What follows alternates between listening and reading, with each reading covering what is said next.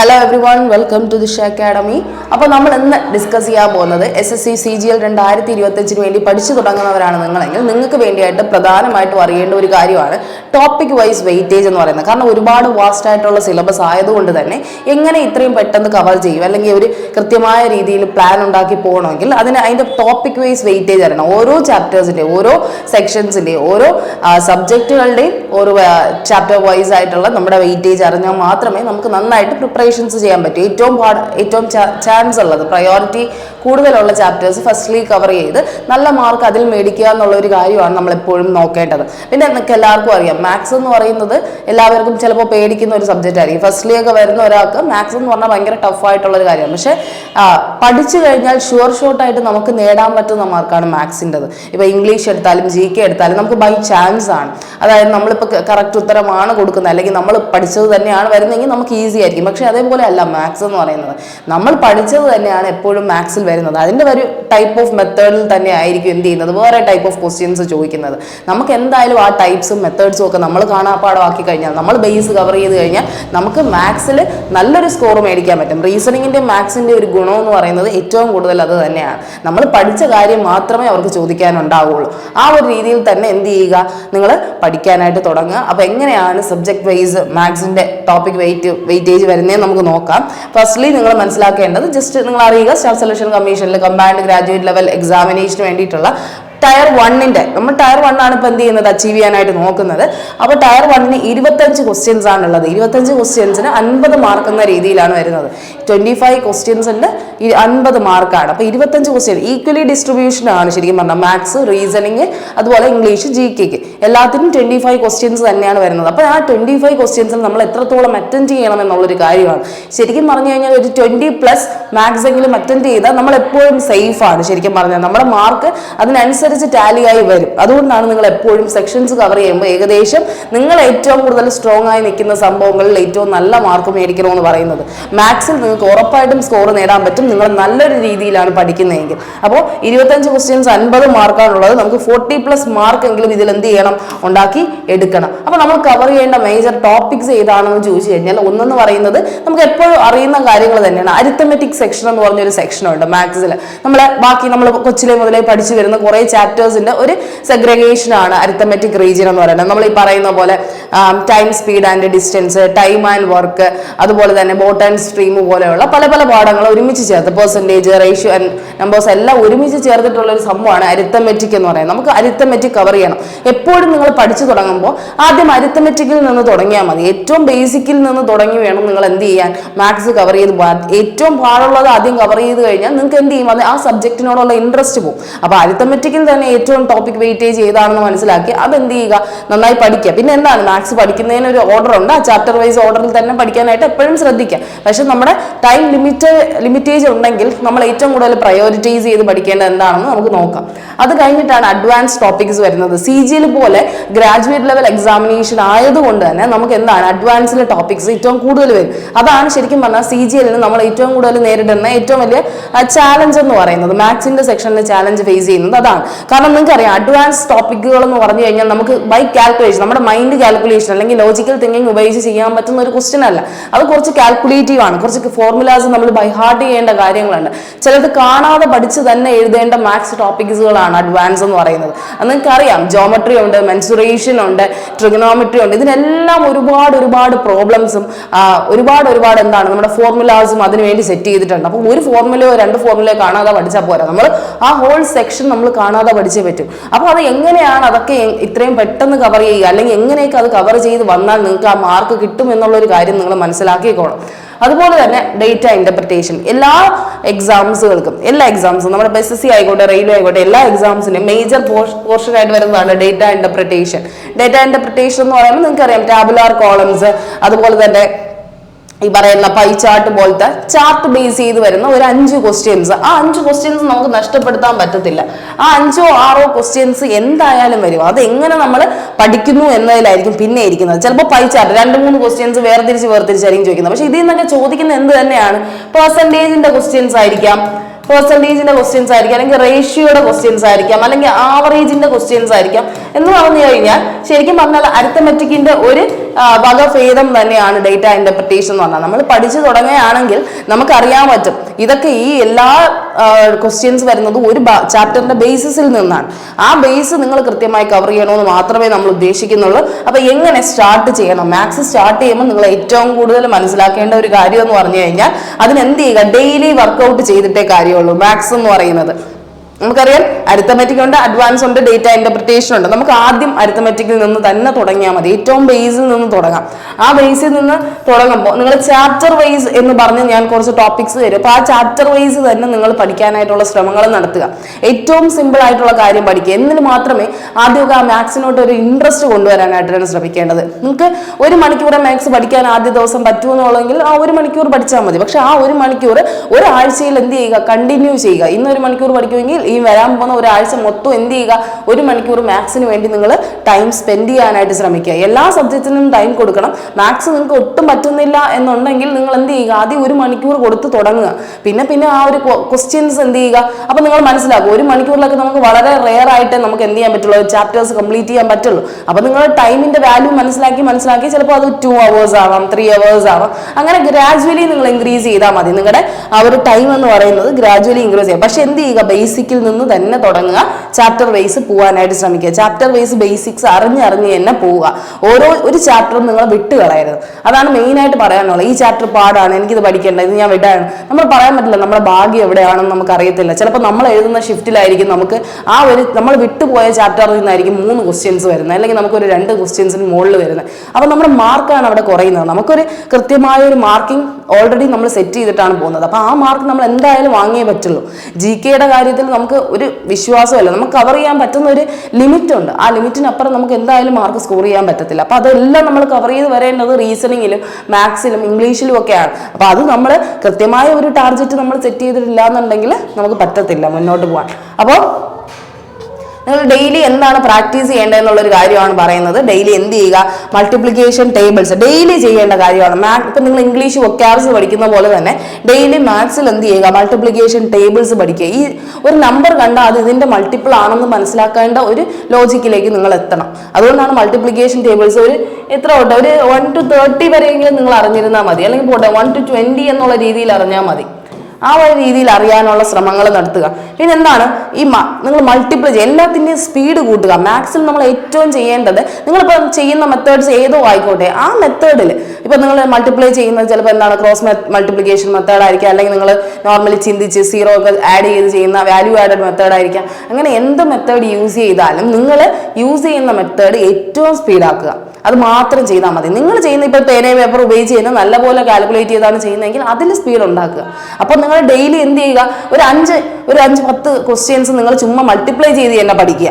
356 ചുമ്മാ അങ്ങനെ പഠിക്കുക. 356 × 452 56 എന്നൊക്കെ പറഞ്ഞിട്ട് ഒരു മൾട്ടിപ്ലിക്കേഷൻ ചുമ്മാ നിങ്ങൾ നമ്പർ കണ്ടെത്തിയിട്ട് എന്ത് ചെയ്യുക, കാൽക്കുലേറ്റർ അടുത്ത് വെച്ചിരിക്കുക. ആദ്യം നിങ്ങൾ ആ ഒരു ഇത്ര സെക്കൻഡ് കൊണ്ട് ആ നമ്പർ കാൽക്കുലേറ്റ് ചെയ്യാൻ നോക്കുക. എന്നിട്ട് നിങ്ങൾ കാൽക്കുലേറ്റ് ചെയ്ത നമ്പർ കറക്റ്റ് ആണോ നോക്കുക. ഫസ്റ്റ് ചിലപ്പോൾ നിങ്ങൾക്ക് മിസ്റ്റേക്സുകൾ പറ്റാം, പക്ഷെ ഗ്രാജുവലി നിങ്ങൾ ആ മിസ്റ്റേക്സ് കവർ ചെയ്ത് വരാനായിട്ടുള്ള ശ്രമങ്ങൾ നടത്തുക. അപ്പോൾ നമ്മൾ എപ്പോഴും പറയുന്നുണ്ട്, ഒരു 6 months എന്നൊരു ടൈം അല്ല ശരിക്കും പറഞ്ഞു കഴിഞ്ഞാൽ CGL-നെ പോലെയുള്ള ഒരു വലിയ എക്സാം ക്രാക്ക് ചെയ്യാനുള്ളത്. പക്ഷെ നിങ്ങൾ കൃത്യമായ രീതിയിൽ ഹാർഡ് വർക്ക് ചെയ്ത് നല്ല പേഷ്യൻസോട് അതിൻ്റെ ടൈമൊക്കെ കൊടുത്ത് പഠിക്കുന്നുണ്ടെങ്കിൽ ഉറപ്പായിട്ട് നിങ്ങളെ കൊണ്ട് സാധിക്കുന്ന കാര്യമാണ്. അത് ടയർ 1-ന്റെ ആ ഒരു മാർക്കിന്റെ ലെവലിലെങ്കിലും നിങ്ങൾക്ക് എത്താനുള്ള നിങ്ങളുടെ കോൺഫിഡൻസ് എങ്കിലും നിങ്ങൾക്ക് ഉണ്ടാക്കിയെടുക്കും. അപ്പോൾ ആ ഒരു കാര്യം ശ്രദ്ധിക്കുക. ഓക്കെ, അപ്പോൾ മൾട്ടിപ്ലിക്കേഷൻ ടേബിൾസ് പഠിക്കാൻ പറഞ്ഞു, മൾട്ടിപ്ലൈ ചെയ്ത് നമ്പർ പഠിക്കാൻ പറഞ്ഞു, സ്ക്വയേഴ്സ് പഠിക്കുക. സ്ക്വയേഴ്സ് 1 to 30 വരെയെങ്കിലും പഠിക്കണം കേട്ടോ. സ്ക്വയറുകൾ പഠിക്കുക. കാരണം സീരീസിലായിക്കോട്ടെ, നമ്പർ സീരീസിലായിക്കോട്ടെ, സിംപ്ലിഫിക്കേഷനിലായിക്കോട്ടെ, നമുക്ക് എപ്പോഴും നമ്മൾ ഈ പറയുന്ന ബേസിക് ആയിട്ടുള്ള സ്ക്വയറും ക്യൂബും ഒക്കെ പഠിച്ചിട്ടില്ല എന്നുണ്ടെങ്കിൽ നമുക്ക് എന്താണ് കൂടുതൽ കാൽക്കുലേറ്റീവ് ആയിട്ട് ഫീൽ ചെയ്യും. നമുക്ക് ഏറ്റവും പ്രത്യേകമായിട്ട് ചെയ്യേണ്ടതെന്ന് പറഞ്ഞാൽ എല്ലാവരെയും പോലെ തന്നെ നമുക്ക് ഏറ്റവും മുന്നിലെത്തണം. അവരെല്ലാവരും ഇത് കവർ ചെയ്തിട്ടിരിക്കുന്നവരാണ്. മൾട്ടിപ്ലിക്കേഷൻ ടേബിൾസ് അറിയായിരിക്കും, സ്ക്വയേഴ്സ് അറിയായിരിക്കും, ക്യൂബ്സ് അറിയായിരിക്കും, മൾട്ടിപ്ലൈ ചെയ്യാനുള്ള മെത്തേഡ്സുകൾ അറിയുന്നവരായിരിക്കും. അപ്പോൾ അങ്ങനെ ഉള്ളവരുടെ മുന്നിൽ നമ്മൾ പിടിച്ചു നിൽക്കണമെങ്കിൽ നമ്മൾ അത്യാവശ്യം എന്ത് ചെയ്യുക, ഡെയിലി ബേസിസിൽ ഇതെല്ലാം കവർ ചെയ്ത് പോകണം. നമ്മളും അവരൊപ്പം എത്താനായിട്ടുള്ള ശ്രമങ്ങൾ നടത്തണം. അപ്പോൾ ക്യൂബ്സ് എന്ന് പറയുമ്പോൾ നിങ്ങൾക്ക് 1 to 20 വരെ പഠിച്ചാലും കുഴപ്പമില്ല. പക്ഷെ ഇതൊക്കെ ഡെയിലി പ്രാക്ടീസ് ചെയ്യണം. നിങ്ങൾ ചെവരിലൊക്കെ ഒട്ടിച്ച് വെച്ച് നിങ്ങൾ സ്വന്തമായിട്ട് വർക്ക് ചെയ്യേണ്ട കാര്യങ്ങളുണ്ട് കേട്ടോ. ഇനി അടുത്ത് വരേണ്ടത് പെർസെൻറ്റേജ് വാല്യൂസ് ആണ്. നിങ്ങൾക്കറിയാം പല ക്വസ്റ്റ്യൻസ് ചിലപ്പോൾ പെർസെൻറ്റേജ് വാല്യൂസിൽ ചോദിക്കും. 75% എന്ന് ചോദിച്ചു കഴിഞ്ഞാൽ അത് എത്രയാണെന്ന് നിങ്ങൾ അറിയണം, 3/4 ആണെന്ന് അറിയണം. ഇതുപോലെയുള്ള പല കണക്കുകളും നിങ്ങൾക്ക് ഈസി ആക്കണമെങ്കിൽ പെർസെൻറ്റേജ് വാല്യൂ ഇനി അത് 75% 75/100 എന്നൊക്കെ ഇട്ട് കണ്ടുപിടിച്ച് വരാൻ നിങ്ങൾ ഒരുപാട് സമയം എടുക്കും. ആ സമയത്തിന് വേണ്ടി ആ പെർസെൻറ്റേജിന്റെ വാല്യൂ കൃത്യമായി പഠിച്ചു വെച്ച് കഴിഞ്ഞാൽ നിങ്ങൾക്ക് കുറച്ചും കൂടെ ഈസി ആക്കാം. എങ്ങനെ നിങ്ങൾ ഈസി ആയിട്ട് കാൽക്കുലേഷൻ ചെയ്യാം എന്നുള്ളൊരു തോട്ടായിരിക്കണം നിങ്ങളുടെ മൈൻഡിൽ എപ്പോഴും ഉണ്ടാവേണ്ടത്. ഇനി അടുത്ത് prepare notes on concepts, formulas, key points and type wise methods. അതാണ് പിന്നെ നോക്കേണ്ട മെയിൻ ആയിട്ടുള്ള ഒരു കാര്യം എന്ന് പറയുന്നത്. മെയിൻ ആയിട്ട് പ്രിപ്പയർ നോട്ട് പ്രിപ്പയർ ചെയ്യാം. മാത്സിന് ഏറ്റവും അത്യാവശ്യം എന്ന് പറയുന്നത് നിങ്ങൾക്ക് ഒരു നോട്ട് വേണം. മാത്സിന് വേണ്ടിയിട്ട് നിങ്ങളൊരു ചാപ്റ്റർ വൈസ് ആണ് പഠിച്ച് പോകുന്നതെങ്കിൽ പെർസെൻറ്റേജിൻ്റെ ഒരു ചാപ്റ്ററിന് ആദ്യത്തെ ഒരു 20 പേജ് മാറ്റി വെച്ച് കഴിഞ്ഞാൽ അതിൽ നോട്ട്സ് ഒക്കെ എഴുതി അതിൻ്റെ ഓരോ ഫോർമുലാസും കോൺസെപ്റ്റും എഴുതി അതിൻ്റെ ടൈപ്പ് വൈസ് ക്വസ്റ്റ്യൻസ് ഉണ്ട്. ഒരു ടൈപ്പ് അല്ല എപ്പോഴും മാത്സിൽ ചോദിക്കുന്നത്. മാത്സിലാകുമ്പോൾ ഒരു ചാപ്റ്ററിൻ്റെ തന്നെ ഒരു 5-6 ടൈപ്സുകൾ ഉണ്ടാവും. ആ ടൈപ്സുകൾ നിങ്ങൾ നന്നായിട്ട് എഴുതി വെച്ച് പഠിച്ച് അതിൻ്റെ പ്രോബ്ലംസും ചെയ്ത് പോയാൽ പിന്നെ നിങ്ങളെ തോൽപ്പിക്കാൻ പറ്റത്തില്ല. നിങ്ങൾക്ക് അങ്ങനത്തെ ക്വസ്റ്റ്യൻസേ വരുള്ളൂ. പിന്നെ അവർക്ക് എന്തിലാണ് നിങ്ങളെ ഇച്ചിരിയെങ്കിലും ടഫ് ആക്കാൻ പറ്റുന്നതെന്ന് ചോദിച്ചു കഴിഞ്ഞാൽ നിങ്ങളുടെ കാൽക്കുലേഷനിലാണ്. നിങ്ങൾക്ക് അത്രയും സമയം, നമുക്ക് 1 മണിക്കൂറേ ഉള്ളൂ. ആ 1 മണിക്കൂറിൽ നമ്മൾ മാത്സിന് വേണ്ടി സ്പെൻഡ് ചെയ്യേണ്ട ടൈമിംഗ് എന്ന് പറയുന്നത് മാത്സിന് വേണ്ടി വെറും 20 മിനിറ്റ് നമ്മൾ എടുക്കാവും.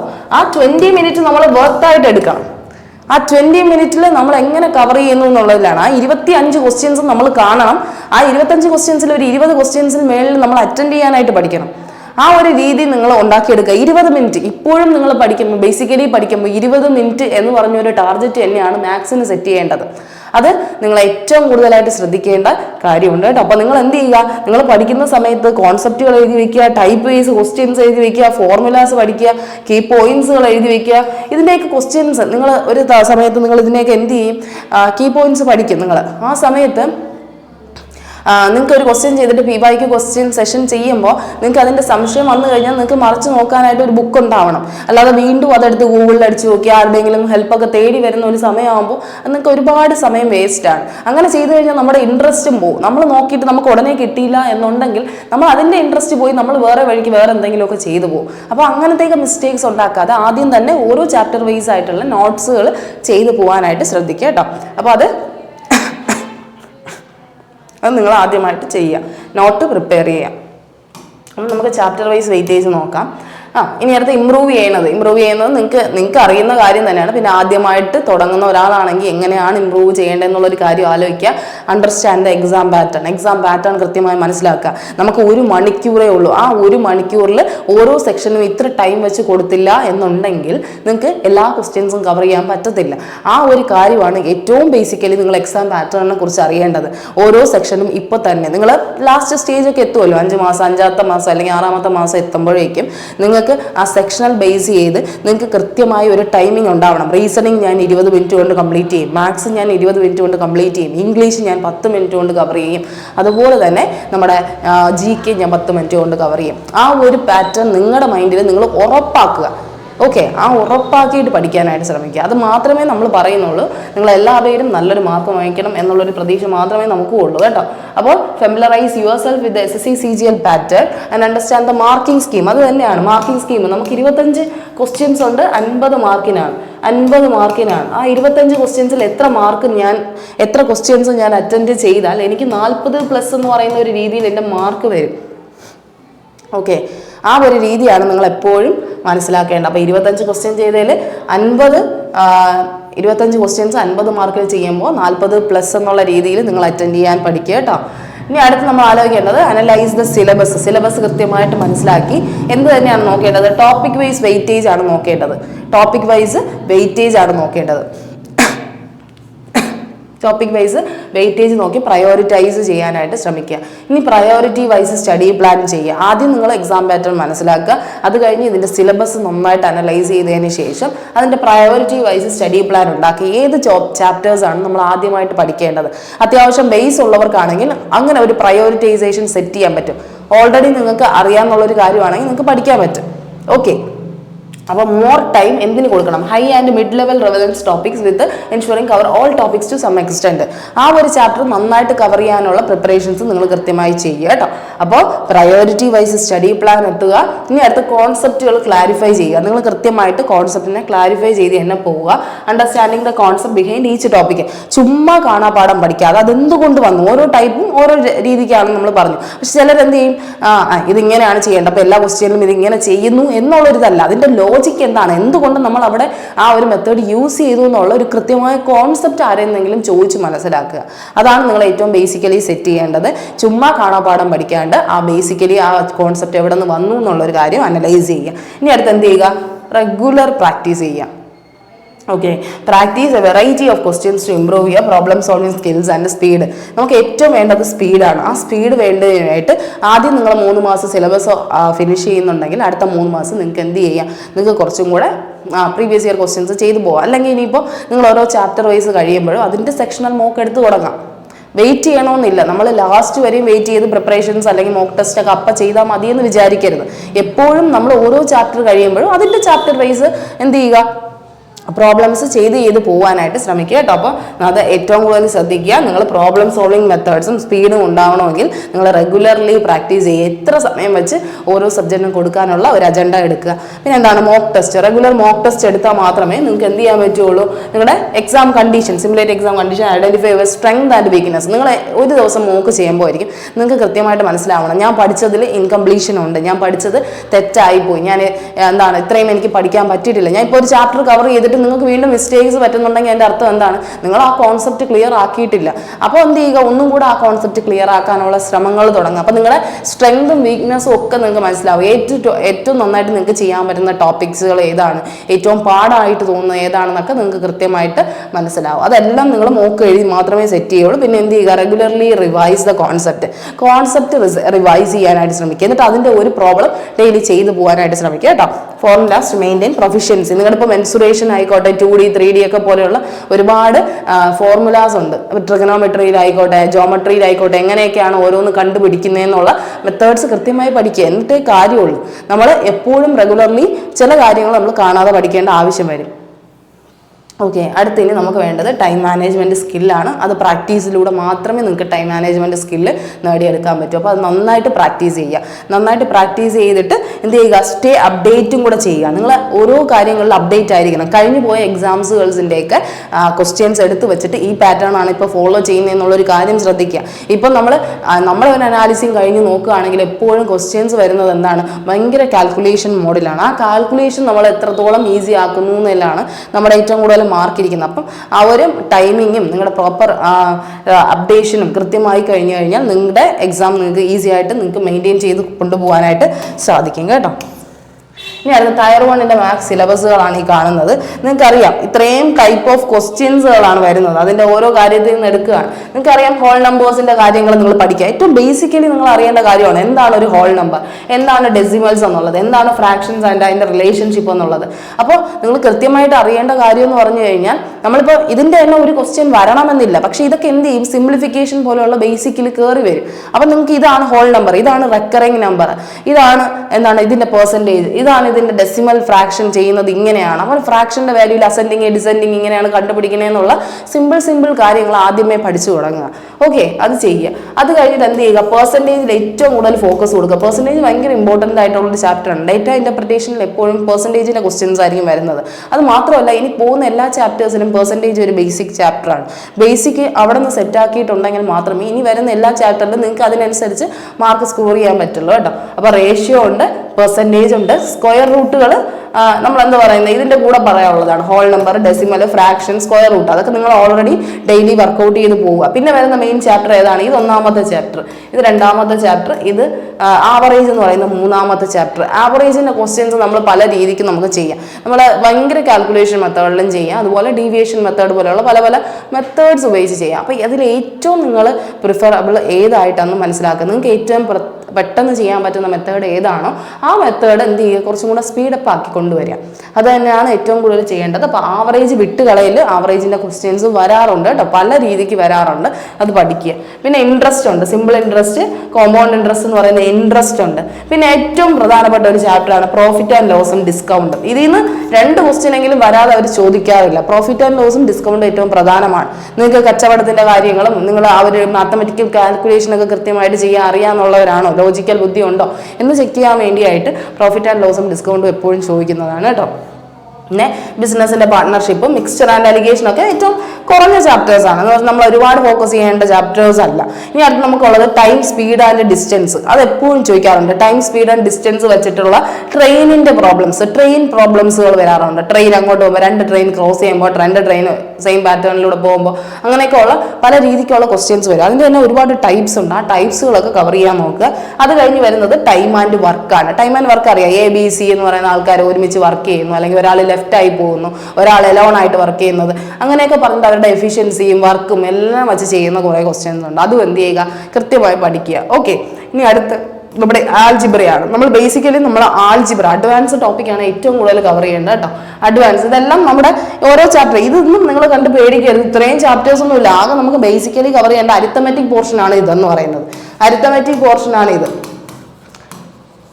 അരിത്തമെറ്റിക്. അത് കഴിഞ്ഞിട്ട് പറഞ്ഞ ഈ ആൽജിബ്ര തൊട്ട് എന്താണ്, ആൽജിബ്രയിൽ തന്നെ ഗ്രാഫ് ഓഫ് ലീനിയർ മോഷൻ ചോദിക്കാറുണ്ട്. Triangle and it's various kind of centres ചോദിക്കാറുണ്ട്. ട്രയാങ്കിളിന്റെ ക്വസ്റ്റ്യൻസ് വരാറുണ്ട്. അതെന്ന് പറഞ്ഞാൽ ഇതൊക്കെ എന്താണ്, നമ്മുടെ ഈ പറയുന്ന ട്രയാങ്കിളിന്റെ ക്വസ്റ്റ്യൻസ് ഒക്കെ വരുന്നത് ജോമെട്രി റിലേറ്റഡ് ആണ്. Congruence and similarity of triangle, circle and chords, ടാൻജന്റിന്റെ ക്വസ്റ്റ്യൻസ്. ഇത് എടുത്ത് പറയുന്നതെന്ന് പറഞ്ഞാൽ നിങ്ങൾ വിട്ടുപോകരുത്. ജോമെട്രി പഠിക്കുമ്പോൾ നിങ്ങൾ സർക്കിൾ ആൻഡ് കോഡ് പഠിക്കാൻ മറക്കരുത്, ടാൻജന്റ് പഠിക്കാൻ മറക്കരുത്, angle subtended by chords of a circle എത്രയാണെന്ന് പഠിക്കാൻ മറക്കരുത്. അങ്ങനത്തെ ക്വസ്റ്റ്യൻസ് ചെയ്ത് പഠിക്കുക. അതൊക്കെ നമുക്ക് പ്രധാനമാണ്. അഡ്വാൻസ് ആണ് ഏറ്റവും കൂടുതൽ വരുന്നതെന്നുള്ള കാര്യം ആലോചിക്കുക. പിന്നെ കോമൺ ടാൻജൻസുകളുടെ 2 or more സർക്കിൾസിൽ വരുന്ന ക്വസ്റ്റ്യൻ പഠിക്കുക, ട്രയാങ്കിളിന്റെ ക്വസ്റ്റ്യൻ പഠിക്കുക, ക്വാഡ്രിലാറ്ററൽ പഠിക്കുക. ഇതൊക്കെ എന്താണ്, നമ്മുടെ മെൻസുറേഷനിലാണ് വരുന്നത്. ഇതെല്ലാം വരുന്നത് മെൻസുറേഷൻ എന്ന് പറയുന്ന ഒരു ചാപ്റ്ററിലാണ്. മെൻസുറേഷൻ എന്ന് പറയുമ്പോൾ നിങ്ങൾക്ക് അറിയാം 2D 3Dയുടെ ഫോർമുല കാണാതെ പഠിച്ച് നമ്മൾ ചെയ്യുന്ന മെത്തേഡ്സുകൾ. ഇപ്പൊ ട്രയാങ്കിൾ, ക്വാഡ്രിലേറ്ററൽ, റെഗുലർ പോളിഗണിന്റെ ഓളിയം, അതുപോലെ തന്നെ നമ്മുടെ ഈ പറയുന്ന പെരിമീറ്റർ, ഏരിയ എന്നൊക്കെ പറയുന്ന സംഭവങ്ങൾ കാണാതെ പഠിച്ച് ചെയ്യാനായിട്ട് ശ്രമിക്കുക. സ്പിയർ ഉണ്ട്, സിലിണ്ടർ ഉണ്ട്, കോൺ ഉണ്ട്, പ്രിസം ഉണ്ട്, ഇങ്ങനത്തെ ക്വസ്റ്റ്യൻസ് ഉണ്ട്. പിന്നെ ഈ 3D ഇമേജിലാണ് hemisphere, rectangular parallel pipe, regular right pyramid എന്നൊക്കെ പറഞ്ഞിട്ടുള്ള കുറേ കാര്യങ്ങൾ വരുന്ന. അപ്പൊ മെൻസുറേഷനിൽ പഠിക്കേണ്ട കുറച്ച് കാര്യങ്ങളുണ്ട്, ജോമെട്രി പഠിക്കേണ്ട കുറച്ച് കാര്യമുണ്ട്, ആൾജിബ്രയുടെ ബേസിക് ഇക്വേഷൻസ് പഠിക്കേണ്ടതുണ്ട്, ഗ്രാഫ് ഓഫ് ലീനിയർ ഇക്വേഷൻ എന്ന് പറഞ്ഞിട്ടുള്ള കാര്യം പഠിക്കാറുണ്ട്. അത് കഴിഞ്ഞിട്ട് നമ്മൾ പഠിക്കേണ്ടത് ട്രിഗണോമെട്രിയുടെ കുറേ കാര്യങ്ങളാണ്. ട്രിഗണോമെട്രിയുടെ കുറച്ച് കാര്യങ്ങൾ, ഹൈറ്റ് ആൻഡ് ഡിസ്റ്റൻസ്, പിന്നെ ഈ പറയുന്ന ഹിസ്റ്റോഗ്രാമും ഫ്രീക്വൻസി പോളിഗണും ബാർ ഡയഗ്രാം അല്ലെങ്കിൽ പൈ ചാർട്ട് എന്ന് പറയുന്നത് ഡേറ്റ ഇന്റർപ്രിട്ടേഷനിൽ നിന്ന് വരുന്നതാണ് കേട്ടോ.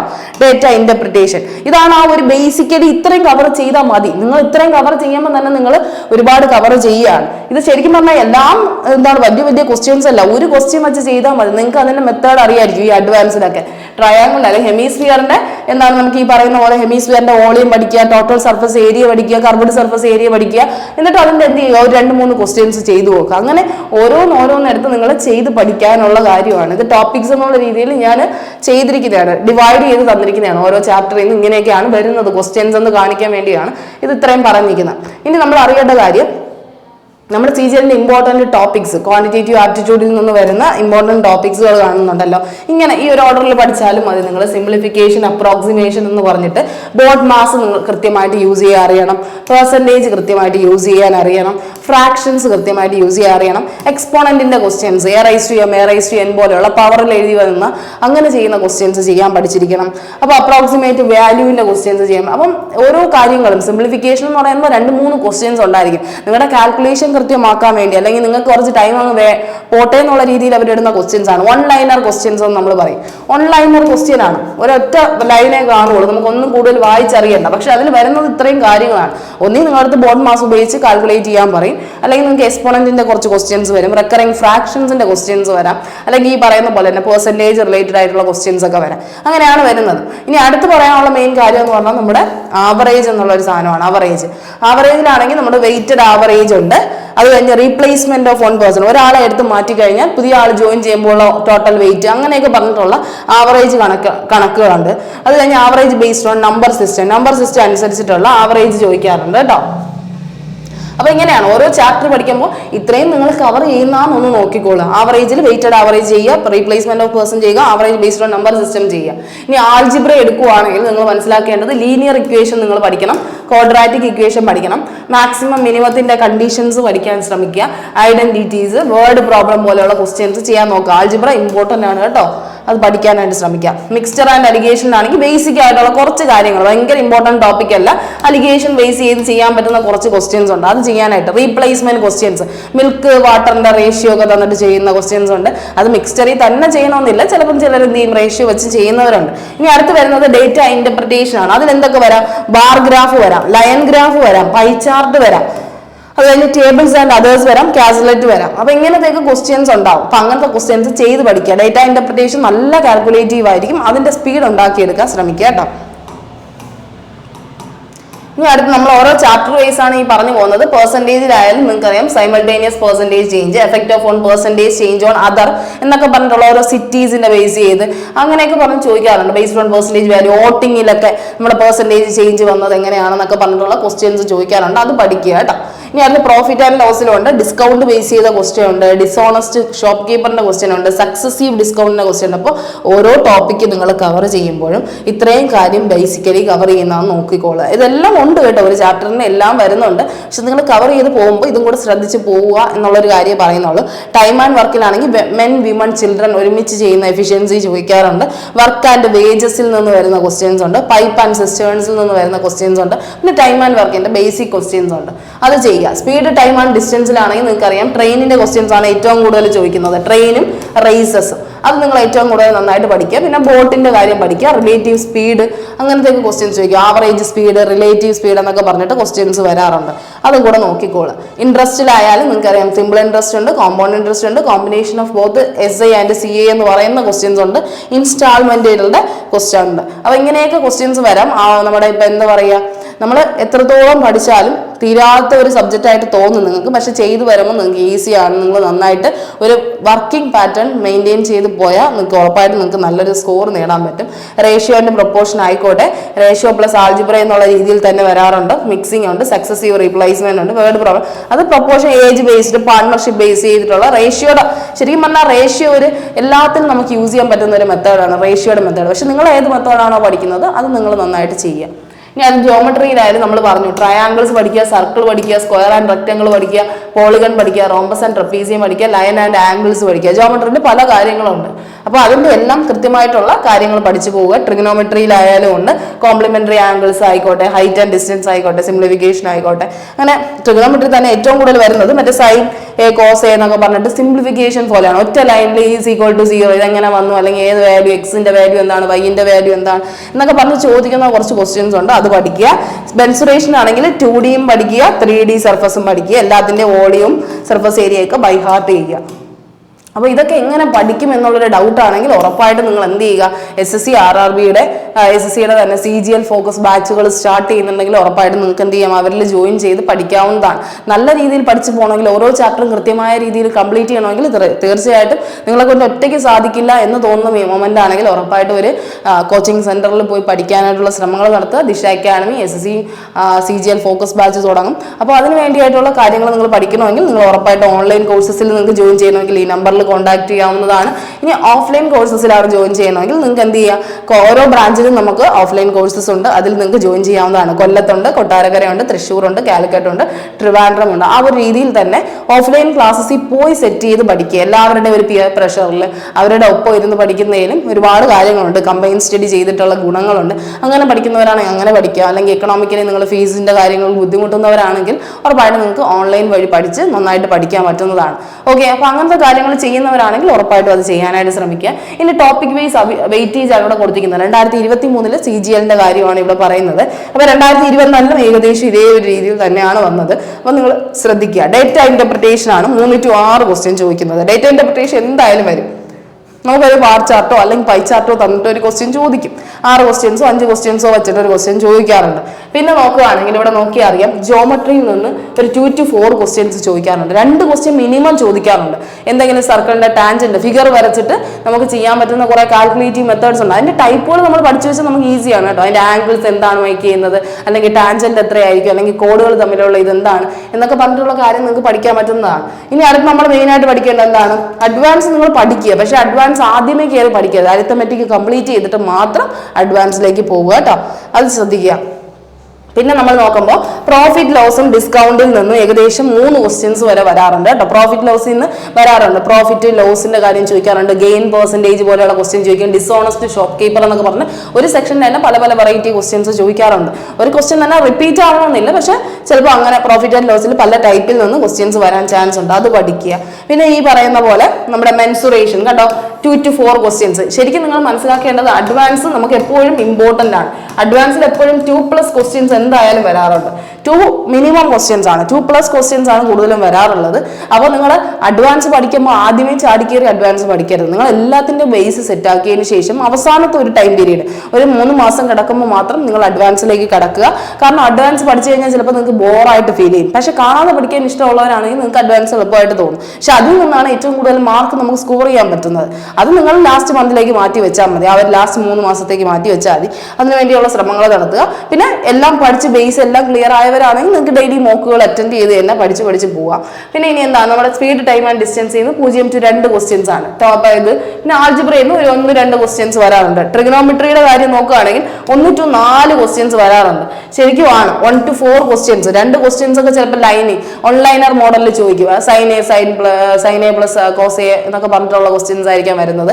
അല്ലെങ്കിൽ എന്താണ് നമ്മുടെ ഈ പല രീതിയിലുള്ള ഈ 5x അതിൻ്റെയൊക്കെ ഏറ്റവും ബേസിലേക്ക് എത്തുക എന്നുള്ള ഒരു കണക്കുകളുണ്ട്. അപ്പോൾ അതെല്ലായിരിക്കാം ചിലപ്പോൾ ട്രിഗണോമെട്രിയിൽ വരുന്നത്, അത് പഠിക്കുക.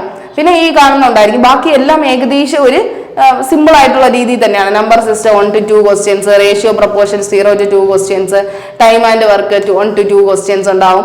ബാക്കി ആൾജിബ്ര ടോപ്പിക്സ് എന്ന് പറഞ്ഞു കഴിഞ്ഞാൽ നമുക്ക് ഒരു 2 ക്വസ്റ്റ്യൻസ് മിനിമം പ്രതീക്ഷിക്കാം, 1-2 ക്വസ്റ്റ്യൻസ് മിനിമം പ്രതീക്ഷിക്കാം. പെർസെൻറ്റേജ് ആയിക്കോട്ടെ, റേഷ്യോ ആയിക്കോട്ടെ, നമ്മുടെ ഈ പറയുന്ന പോലെ simple interest and compound interest ആയിക്കോട്ടെ. സിമ്പിൾ ഇൻട്രസ്റ്റ് ഒരു ക്വസ്റ്റ്യൻ കാണും, കോമ്പൗണ്ട് ഇൻട്രസ്റ്റ് ഒരു ക്വസ്റ്റ്യൻ കാണും. അങ്ങനെ തന്നെ ആയിരിക്കും എപ്പോഴും വരുന്നത്. അപ്പോൾ ഒന്നും വിട്ട് കളയരുത്.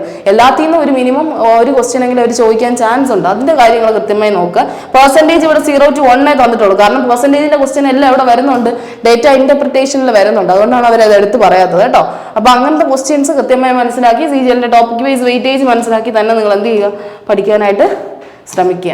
ഓക്കെ, അപ്പൊ ഇത്രയാണ് നമ്മൾ ഡിസ്കസ് ചെയ്യാനായിട്ട് ഉദ്ദേശിക്കുന്നത്. അപ്പൊ നിങ്ങളുടെ ടോപ്പിക് വൈസ് വെയിറ്റേജ് ഏതാണെന്ന് കൃത്യമായി അനലൈസ് ചെയ്തതിന് ശേഷം നിങ്ങളുടെ രീതിക്കുള്ള പ്രിപ്പറേഷൻസ് സ്റ്റാർട്ട് ചെയ്യുക. നിങ്ങളുടെ ഏറ്റവും കൂടുതൽ മാത്സിൽ എങ്ങനെയാണെന്ന് മനസ്സിലാക്കി നിങ്ങൾക്ക് ഏത് ആദ്യം പഠിക്കണം എന്നുള്ള രീതിയിൽ തന്നെ പോകാനായിട്ട് ശ്രമിക്കുക കേട്ടോ. അപ്പോൾ എല്ലാവർക്കും നല്ലൊരു ദിവസം ആശംസിക്കുന്നു. താങ്ക്